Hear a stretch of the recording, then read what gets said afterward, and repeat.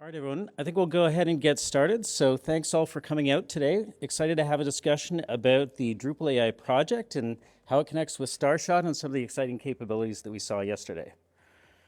So as we go through, we definitely want to make this more of a conversational format. So by all means, if you have the app on your phone, go ahead and you can file questions in there. We'll get to those. We are also going to be taking questions from the mics, but again, we're going to try and keep this a very conversational format.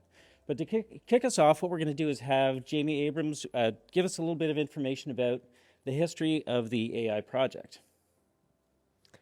Hi, my name's Jamie. I work at a company called Freely Give, where we specialize in native Drupal CRM and now AI. I'm a co-maintainer with a bunch of people, including Marcus, who you hear from, on the AI module, and I've been a track lead for the AI track. So we worked a lot on that Dries note, the AI stuff that you saw. So I thought I'd give you a little timeline of what the AI module is. 2023, ChatGPT came out. I got very panicked. Very scared about all of this, but I got really excited as well, and we started getting involved in the Drupal AI community. But it was very fragmented. Everyone was kind of doing their own thing. There was one module by Kevin, who's also working with us on the AI module, called the OpenAI module, that really dominated. That was great.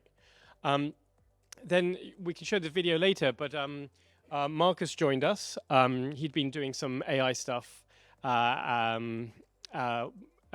Generally in the community. And we created this video of agents creating web form through a doodle and started showing it around and showed it to some people in Acquia, and this kind of took off and people were interested in this. And around that time in June, the community came together around the AI module. Kevin reached out to us. There were a number of other people doing things in Drupal, and we all came together and started building it on this one module that would be the heart of it, where it will have an abstraction layer where rather than just being on OpenAI, you could choose whatever module you want. And then we created a series of useful tools on top of the AI module that would help you build the things you need to do with search, automators, working with CK editor, etc., which we can talk about. And then around August, the AI track in Starshot happened. And so that's the timeline of it. The heart of the AI module is this provider agnostic abstraction layer. You can see a whole list of different kinds of providers. There's a standard OpenAI and Anthropic, but you could also use, like, we've built the AWS Bedrock provider, so you can use a service like that to provide you a whole bunch of different LLMs and services. There's things like LM Studio and Olama, which are great for self-hosted AI and LLMs. And then you can see Mistral is really great in Europe. So there's a whole variety you can pick there. And we call it AI providers because it's not just LLMs. There's a variety of different services that are in the AI module that these providers can help you with. Yeah. All right, so as I say, we're going to try and keep this conversational. We've already talked or heard a little bit from Jamie Abrams of Freely Give. He's also mentioned a couple of folks, and you can see them seated with him. So we've also got Marcus Johansson, also of Freely Give, and Frederick Wouters of Calibrate as well. I'm Martin Anderson-Klutz of Acquia, and I'll be sort of moderating and helping to sort of triage some of the questions as we go through. But maybe, Fred, why don't you start by telling us about what got you excited about the AI module and how you got involved? Actually, it was you, Jamie, that presented in June in Vienna at Dev Days. That was a really cool presentation, and I got teased with AI functionalities, and I started, I wanted to experiment with all the AI modules myself. So what I did was I made sort of a Drupal test, and I installed all the AI modules that I could find. And it was terrible. The experience was not so good because all the AI modules had like OpenAI this, GPT that, and I had to insert the API keys everywhere. And this started like triggering in me, like there's a better way that we can do this. But there were some really cool functionalities in there. For example, in CK editor, it felt super natural to like have the completion in there, or to suggest taxonomy terms. These things are, like this is stuff that we certainly can use in content editing, right? So that's what like got me interested in this. Right on. Marcus, why don't you tell us about the experiences that led you to working with Drupal and AI? Right. So I was working before I started working with Freely Give at a company that was doing PR and a lot of crisis management for companies. And my boss basically came to me right after ChatGPT had been released and realized like this is super for crisis management because you will be able to look at websites, content, and so on in real time and actually look for like semantics or sentiments. How are they writing about this company? Is something happening that is causing problems for this company in real time? So he asked me to, can you build a prototype for this? I started this in Python and LangChain, which turned out to just not work. It would take too long time to create a prototype for this. And since I worked with Drupal before and I knew about the Fields API, there was a pretty clear connection there that, okay, we can use this for automation to generate whatever we needed in terms of sentiment and so on. So I created a module for AI automation, and that's basically the way that I came into Drupal again, and especially Drupal and AI. Great. So, Jamie, you already mentioned agents at one point. Why don't you tell the folks here a little bit more about them and how they work? Yeah, should I show this video? So we had a little video. So in the talk, in the Dries note, you saw the chatbot that was able to change things on the site. Oh, I'll just pause it for a second. They could change things on the site, and it could do it in real time and ask you questions, and there was some feedback. And if it couldn't understand thing, it would ask you a question, and then it would go and do the thing. And behind that is this structure called AI agents. There's a number of different structures we have in the AI module, and this is the one that seems to be clicking for Starshot. But where it started was this video, and it's not what would go into Starshot, but this UI that Marcus was experimenting on is really good to help you visualize what's going on behind the scenes. If you understand what's going on behind the scenes, it will help you know the limitations of agents, what it does well, how to write them. And so this video here, we have Marcus here, and he's drawing a web form that he wants to build, and he's just doodling it. And you can see here, it's very rough. It's just, it's very rough.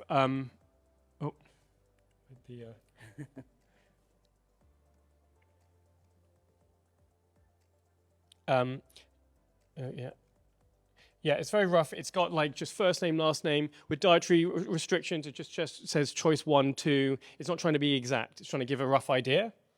And then we use this style here where we used a mini Kanban style to help end users who are familiar with using Kanban things to do tasks as a way of controlling these agents to get it to do what it wants. So we create an epic, assign it to the AI agent. We write up a description of what we want it to do, where the URL of this, publish it right away, and then upload that JPEG. And then the AI agent, what it would do is you can see that black one that says create a web form. So that's the first agent. It's like a project manager agent. And the project manager agent is looking at the epic, the thing it's been assigned, and figuring out how it does something with it. And it has access to a number of agents that it knows that it can use. So it can say, okay, this is a task, I'm gonna split it up into things, and I can assign it to the agents that I have visibility of. And there's one here that says describe the web form from a doodle. So this is not just an LLM, it has functionality. It can see images and then do something with the fact it can see images. And so it describes the web form. And you can see blocked afterwards, we're going to need to generate it. So this agent now works intimately with Drupal, where it has the ability to implement web forms. It has the ability to directly create config itself, write to the database, etc. And the input needs to be some kind of web form that it can understand. And so you can see this two-step process. And then, and once it's done, it creates the web form. And this is now Drupal content. This isn't generating like a demo of a web form or some skeleton code, but this is a real Drupal web form thing that now an end user can go and change in some way. And Now this UI was quite helpful as a way to visualize it, but then what we have found is there's other UIs for controlling these agents. You saw that with the content migration one. That was just a form. You type something in, you add stuff, and behind the scenes these agents are working. Or there's the chatbot approach where you talk to it, and behind the scenes it's firing off these agents to decide on things. So you don't get to necessarily visualize the steps. But this will help you see, and we've shown some examples where a project manager agent will split it up into 6, 7, or 8 different steps in order and then go through them.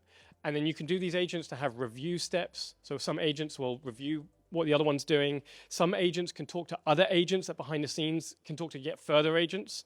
And then you can also have it so that humans have to review something or answer a question, etc. This is not just pure AI. It can be a mixture of the two.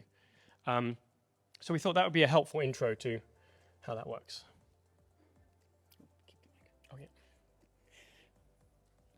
Okay, one quick follow-up then. If people want to make their own agents, what would the process be like for doing that? And are those the kinds of things that would be helpful to maybe contribute back to the AI project? Yeah, so currently the agents are plugins in Drupal, which means that any module can basically contribute back an agent in their own module. And how it works is basically the agent will take some free text, and then the agent has a lot of options what it can do. Like this free text has nothing to do with what I can solve. So if you're the field type agent and there's a question about creating a content type, the answer will just be, yeah, I can't solve this for you. There might be that it needs more information. So if you take the views agent, if you're gonna create a page, for instance, it has to know the URL of that page, right? So it will answer back like, I need some more information in this case. Can you give me a page? And the last step then is that it can create it. And then there is a step after that basically for solving it. And how this works is that you're trying to split it down in as many tasks as possible to ask the LLMs, because the LLMs has problems with too big tasks. So it works very similar to how a human works, that if you're the field agent, for instance, it's gonna, you're first gonna look like these are the fields that exists. How can I solve whatever this person is asking? And then the next step is, okay, this is the field and these are the restrictions of this field. How can I solve what they're trying to solve? And when all these steps are done, it just solves it and gives back an answer that it has solved it. So this is a plugin system. It's based on an interface that is documented. So anyone that wants to try to do this, it's all there. You can find it. Great. All right. We've had actually a question from the audience about support for Azure OpenAI as well as custom LLM. So Fred, why don't you maybe talk a little bit about the abstraction layer and how that's going to allow for the flexible use with all kinds of different LLMs. Yes. Can you skip to the slide with the translations, please? Sure. Since I'm from Belgium, we speak in Belgium multiple languages. For us, GDPR is also more important than for people that are from the States. And so we have some customers that are interested in translations. This is just one example. And Mistral is good at translating to French because it's made by a French company. Might sometimes even be better than OpenAI. And this applies to all the use cases. So you might have a better image model for changing images, or you might have a better language model for your spelling fixes, whatever. So I think it's super important to be able to use the right AI at the right point in time. And in the AI module, there's a settings page where you can configure the default model that you can use for chat or the default model for other kinds of operations. And then in the implementing modules, like this one for translations, you can see that you can select a model for this specific task, or you can just fall back on the default one. Why is that important? Well, at GDPR, you also want to have like modularity. You want to be able to provide a functionality, but to have people be able to override it and use a specific model for a specific task. So that's, I think, that. Great. All right, next question, also from the audience, and maybe Jamie, you'd be a good one to start on this one. When Drupal AI makes changes to configure content, what options are there for managing changes, i.e. reverting or adjusting the input prompt? Cool. So at the moment, it's just in the prompt. So you can have it so that the AI asks you for permission first before you do it. We started working on like a blueprints concept in the demos that we had here. So you can set it up where you click the blueprints button, where it will then show you like a YAML output of the config that it's going to set up, that you could click and edit like by typing it in directly, and before you hit the button, that then sends it off.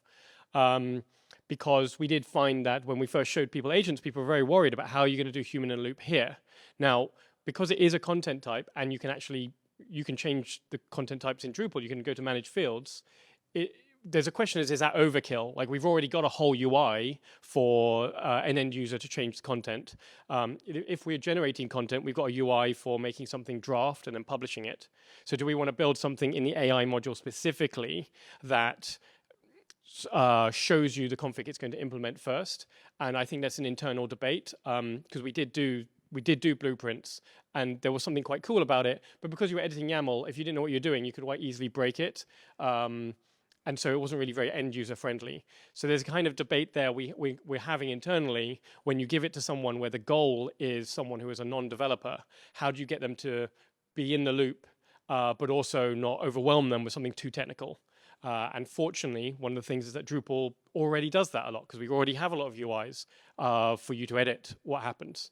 So yeah, that's definitely something for the issue queues. I'll be really interested on feedback on how things work there. Okay, great. Next question, maybe whoever wants to grab for the microphone here. It says, Starshot seems to focus on site builders. Most people here are developers working on large sites. Can you give some examples where AI agents can make life better for content editors and developers? Shall I go, or do you want to? Yeah, so I think with Starshot, we've really focused, as you mentioned, on that side of things, to make it easy for an end user.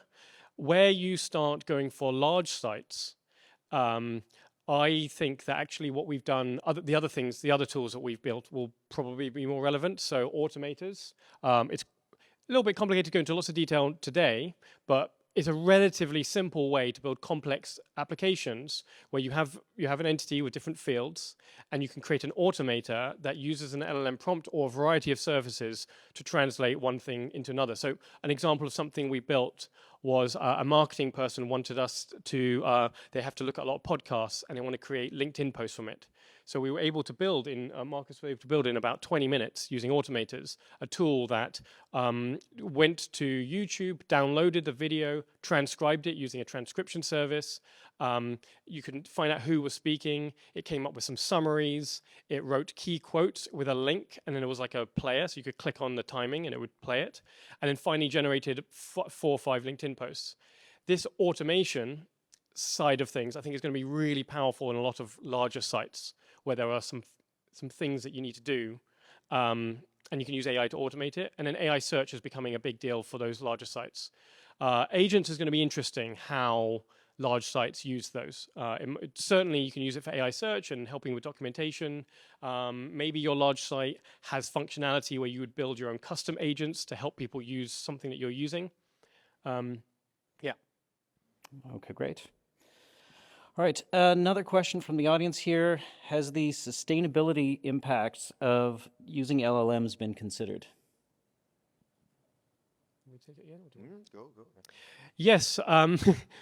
So this is a big hot topic, particularly when it first came along. And there's a lot of really good articles about it where they go through the maths. And I think this step one in the responsible AI policy is we have the abstraction layer. And by having the abstraction layer, it means that as the technology develops and as there are more sustainable approaches to doing AI, you can choose that and you can pick that.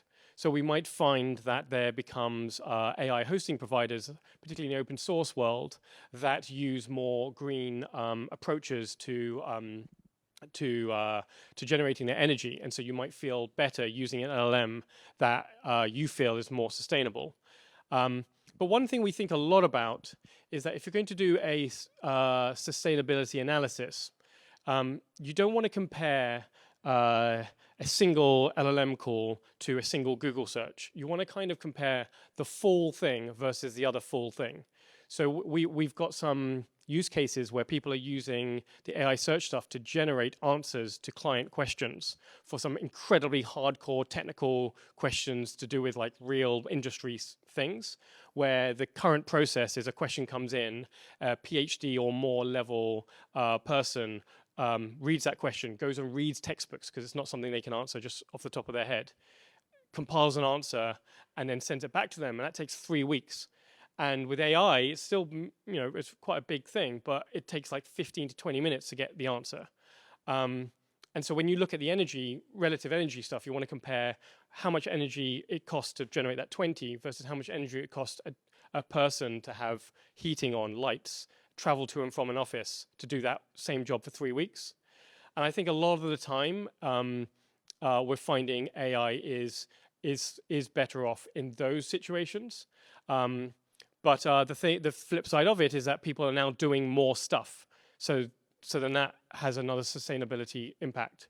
So we've been considering it, and we're very up for anything in the AI module that we could use to help improve that. We have found there are efficiencies that you can improve in Drupal that when there's enough Drupal sites that have quite considerable savings, both with energy and costs. So anything we can do to make these things more efficient, we're very up for hearing about that. Great. All right, next question from the audience. What about a Drupal commerce agent? Feel free to help. Yeah, we can use all the help that to build whatever. So if your module provide a functionality, might as well just take the time to create this. It's like a drush command. You create this one file, the plugin, you hook in, you put in the right prompt, and you have a commerce agent. So if you would do it during this talk, I think you could pull it off, right?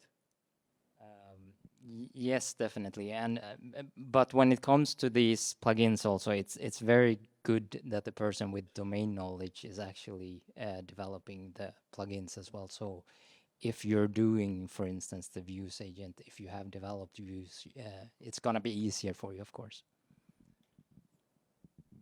Yeah, I just wanted to add, so when we first started the Search API AI module a year and a half ago, the demo we gave was specifically to do with commerce. So we had an example of 4 products, and one product said in the description it's been created ethically. It's like clothing. And the other said we pay our workers a fair wage, and there were a few others.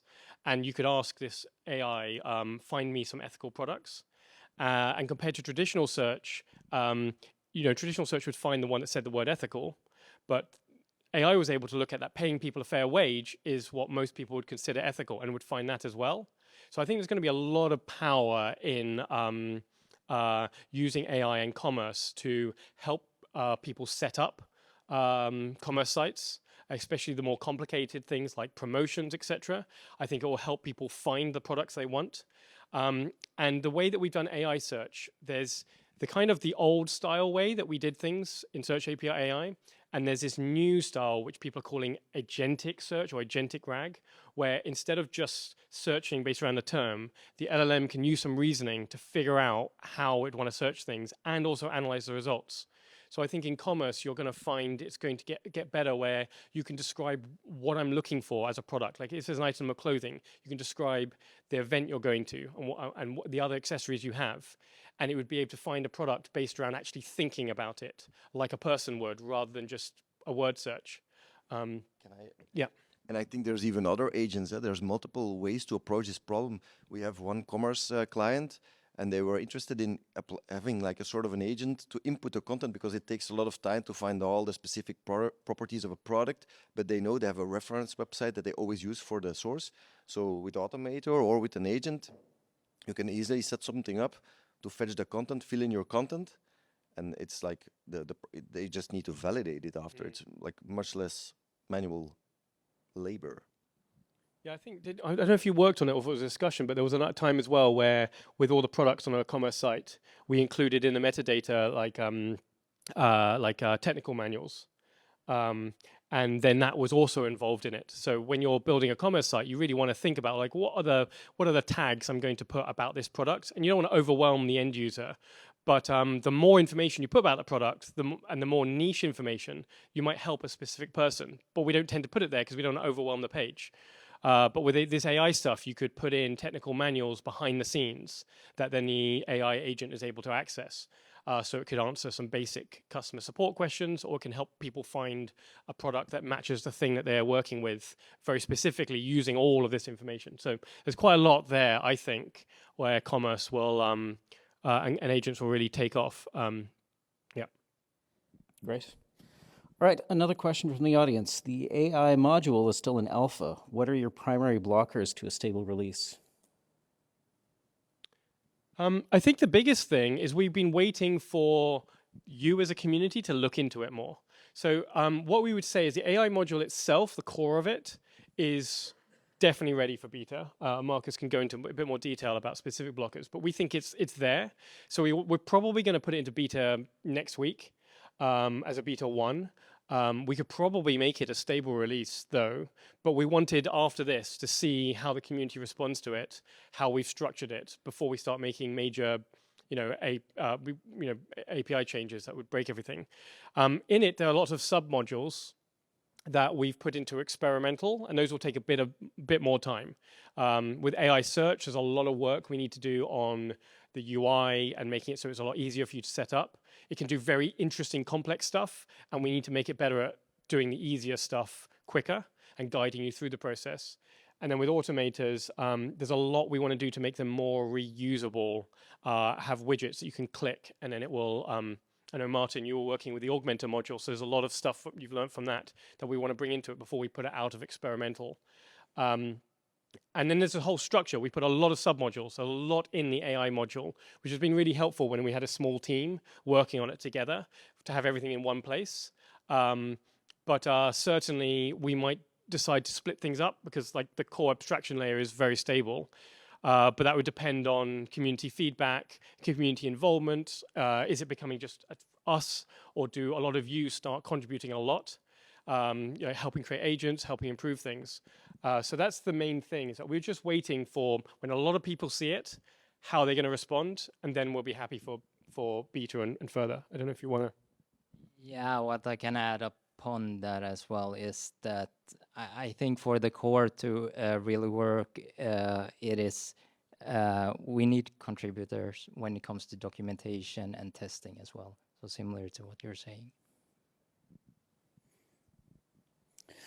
All right, another question from the audience here. Will the AI agent take permissions of the user into consideration? And maybe it would also be helpful to have a bit more of a general discussion about how the AI module, interacts with Drupal permissions in general.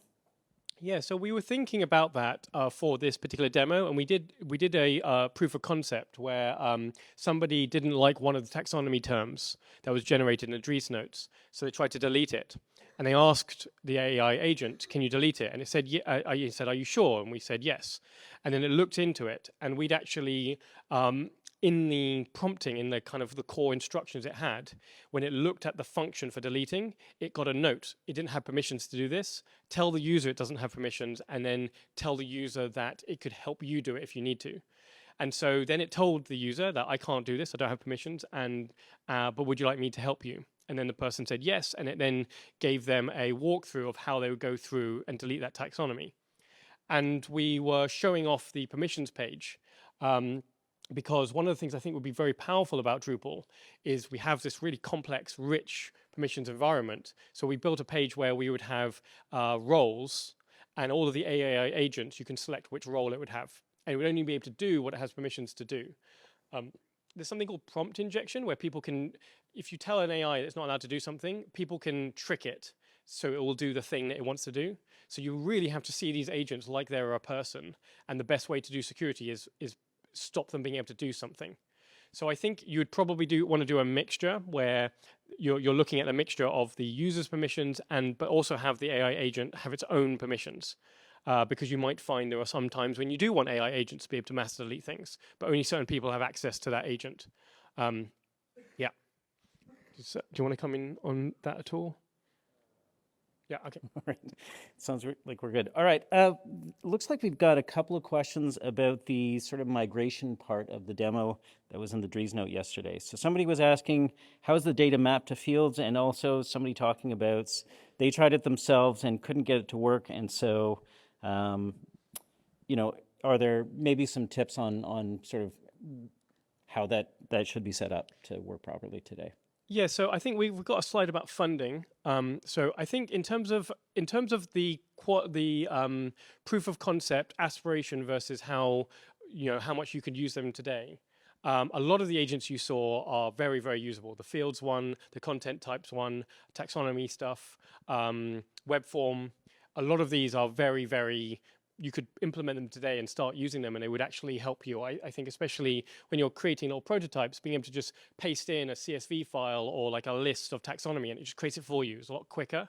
But the views agent and the content migration are the least sort of ready. They're more aspirational, and I think really for us to work on it, we're probably wanting to get some kind of funding. So we've got a link to a open collective. We're trying to figure out how we do this. Obviously, our company, we have clients, but every single time Marcus is working on that, he's not pushing the AI module forwards, and there's a lot to be done to make this really great.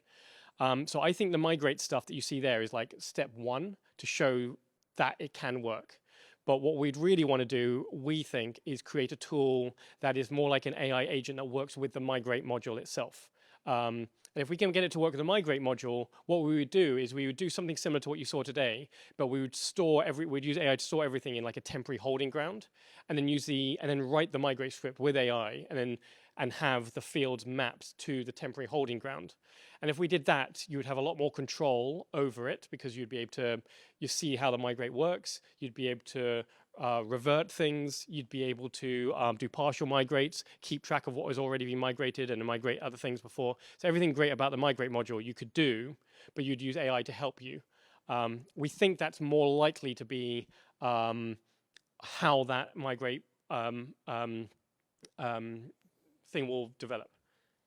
And if this is incorrect, please let us know in the AI Slack, because yeah, if this is not how you do migrations, we're very keen to learn what would be better. But we think we should be able to, if we had some funding, we had some time to work on it, I think something that is like a Drupal 7 to 11 migrate thing, you just point it at a site and it would just bring it across, should be something we could build pretty quickly.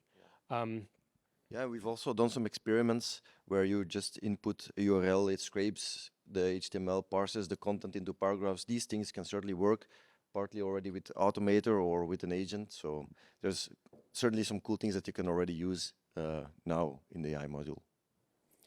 Maybe I'll just quickly add that Fred mentioned Slack. There is an AI channel in Drupal Slack, so by all means, I can tell already we're not going to get through all the questions today. So you know, that's a great place to take some of those questions and have some further discussion about those as well. All right, Fred, you mentioned earlier about GDPR. There's a question from the audience about the potential for data leaks while using AI. So does AI have access to the full database, or can it be restricted to certain parts of the data only? Maybe this might be a question for Marcus, but it's good. It's good. It's a technical question. Yeah, go ahead.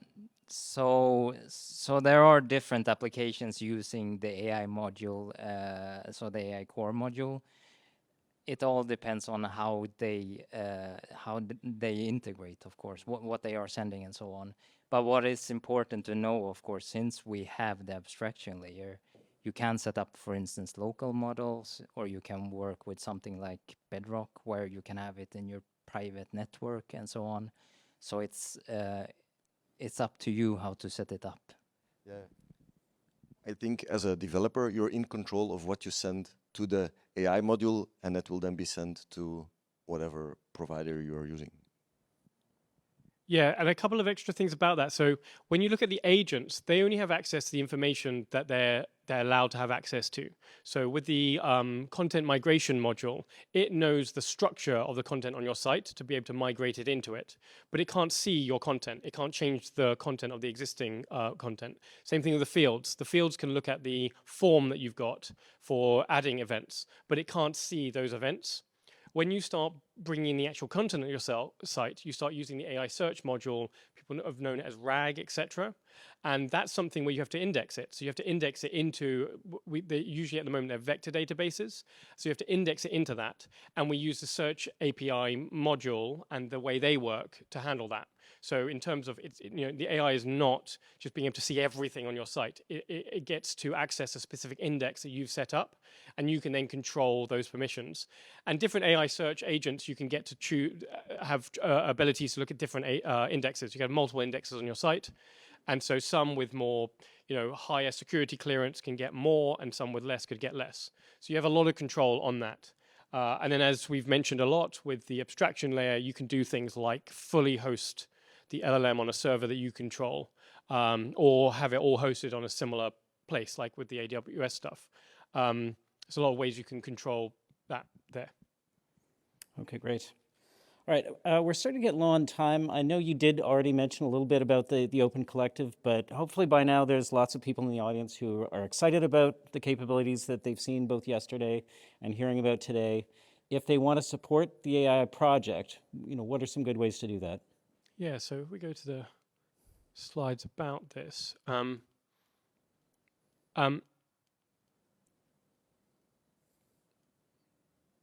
Yeah, so there's a couple of things. We'd be intrigued both supporting us through funding or collaborating with us, but there's a lot of areas that we could push things forwards. I really think if we get this right in the Drupal community, what we'll be able to achieve in Drupal is wild compared to what exists out there. I'm not seeing very much that is like this. You find in the outside world, the easy to use tools for building on top of AI tend to be proprietary, and where it's open source, they tend to be very code heavy. And so this mixture of the two that Drupal allows us to do, this, I'm calling it like a human-centric AI, is a very, very unique thing to Drupal. It's sort of why Marcus went back to Drupal rather than sticking with the tools that he had. And so I think there's a lot we could do, and if we had that in the community, all of us would be enabled to do a lot. And these are things that we saw in the demo, but if we had support or funding, we could really push it further and make something that really could just migrate anything. And similarly with the views agents, what you saw there supports some of the functionality of views, but there's a lot of work that will be needed to be done to support everything views can do. And also we'll need a lot of work to figure out what are the steps that somebody goes through. Like we might need multiple views agents, not just one, to make sure that when somebody asks a question in natural language, it actually works. And there's other things that we could do that are quite large, but things like the Experience Builder AI. We unfortunately didn't have a demo in time to show that, but we've built something that shows a system where you could have a Figma file or an image of a theme, click a button, and it would create everything. It would create the layouts, the components, single directory components. It would create the theme, and you would suddenly have a Drupal site that looks good with no extra work. We think ECA is a really powerful tool. Everyone's getting very excited by that, but using an agent where maybe I could draw the process flow on a whiteboard, take a photo of it, and then the whole ECA process has been built for me, could be a really powerful thing. And then Ask Drupal, we didn't have time to show it off, but you can go to that site. We built a tool there that is AI search, but on the project browser, so all the modules there. And you can ask Drupal a question, and it not only can find modules for you, but help you get started with the steps to install it a bit. It can take a very vague idea and figure out, like this was one that we did earlier where it was like, I want to rebuild Reddit in Drupal. And but the LLM would look at that question, split what Reddit in Drupal means into all of the different features of Reddit, and then do a search on those things. So and then find potential modules. And there's a lot we can do to improve that as well. But then we could have it so that maybe AI generates recipes. So instead of just helping you with config, it could find a module for you, set it up for you in a recipe that you then install in your site that you could then revert maybe. So there's a whole bunch of things that we could do with funding. Yeah, and we wanted to, on the topic of funding, we have had some people fund things. So we wanted to call some people up and thank them for the support they've already given us. So I don't know if, Frederick, you wanted to? Yes, okay. Yeah, so Taurus is here from AWS, if you want to come up. And he's helped us a lot.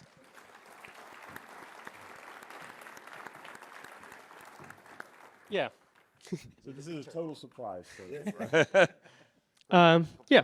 oh, thank you. Can we have a picture? Thank you so much. Yeah, and so Taurus has been working with open source and Amazon, and so he's been helping support some of this, including the Bedrock provider. And then also Dries, yeah, you've been instrumental to helping us get everything here, obviously so. And so we wanted to thank you for support. Thanks. Yeah. All right. Oh, and the final thing is, yeah, so obviously a lot of the work, I'm not a programmer myself, a lot of the work to actually get those agents and that demo working, it's been a lot of work the last couple of months. He's done a lot of evenings, just trying millions of different iterations, so we also wanted to thank Marcus for what he's done there. So, yeah.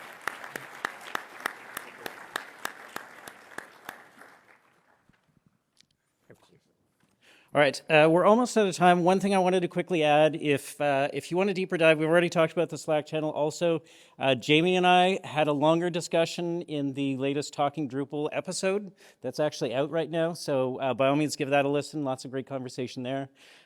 Maybe we'll try and do one more question because it looks like we do have a couple of minutes. And this one sounds intriguing to me. Would it be possible to create new AI agents with existing AI agents? In theory, it would be possible. I think in general, what I have seen when I have been doing this for the last 1.5 years is that if you have ideas for what the AI will be able to solve in the future and start doing them, it will actually be able to do this. So this goes back to the agents. When I started with them, it was back at the ChatGPT, the first models was failing all the time, like 20% was maybe working, 30%. And now with newer models like GPT-4 or Anthropic's Claude, it's just working. So preparing for a world where this work, definitely. The other thing I want to say, when it comes to creating agents, there's a lot of work in getting the framework working well, which we've had to do.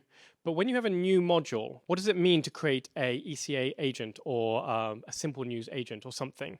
Well, what you need to do is you need to make it so that things that your module can do through the UI, like clicking, is a function that other modules can hook into, which is standard in Drupal anyway. Then what you need to do is have really good documentation. So we need to make it so that every function, it tells there's somewhere that says what this function does, how you're supposed to use it, what the parameters for that function, and what are the use cases of it. And we also need a longer description, but something that's very simple. So when we're doing search, it can see a one-line description of what that function does and how it works with everything. Similarly with the modules, we'd need that really on the project browser page. If we had much better documentation for all of our modules, we had a one-line summary that every module tried to do. We had a getting started guide. We had a, what are all the ways you could use this? We know loads of tools that views can be used for in the Drupal community, but it's not there of the situations that would be a useful module for a particular task.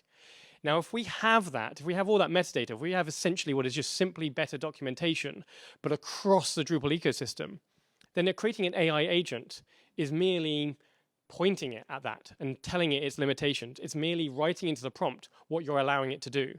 And so I believe that as these agents grow, you're going to need us to help a lot because we're sort of the experts on AI. And as everyone starts learning about it, what we really need the community to do is get really good at documenting how their modules and their functions work. And then you would have a Drupal community where the entire ecosystem is just full of agents that AI can communicate with and connect with.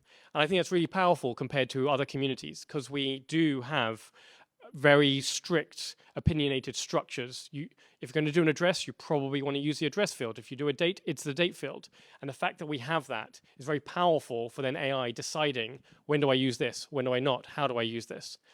So I think, yeah, I mean, you can use agents to create other agents in some degree, but I also think a large part of it will be using agents to help improve our documentation, and then us improving the documentation, and agents will start falling out of things naturally. All right, we are at time, so let's have a round of applause for our panelists.